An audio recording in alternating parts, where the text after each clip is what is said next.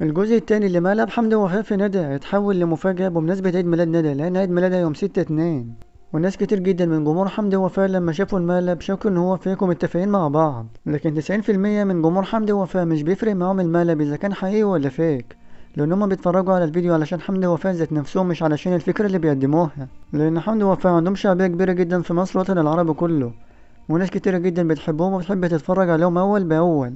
وخلاص الفيديو عدى 200,000 لايك زي ما حمدي كان طالب، وكلها أيام قليلة وحمدي ينزل الجزء التاني للمقلب. ووقتها هتتأكدوا من صحة كلامي لما تلاقوا حمدي ووفاء داخلين عليها في الجزء التاني وعاملينها مفاجأة بمناسبة عيد ميلادها، لأن في ناس كتيرة جدا اتوقعت إن حمدي ووفاء سافروا وسابوا ندى الوحيدة في تركيا، لكن ده احتمال مستبعد، لأن حمدي ووفاء مستحيل يسيبوا بنتهم في بلد غريبة محدش يعرفها ولا تعرف حد فيها. الفكرة وما فيها إن هما كانوا بيطوروا من نفسهم وبيعملوا فكرة مقلب جديدة محدش عملها قبلهم في اليوتيوب. وبكده نكون وصلنا الفيديو، متنساش تشترك في القناة وتفعل زر الجرس وتعمل لايك للفيديو ليصلك كل جديد. والسلام عليكم ورحمة الله وبركاته.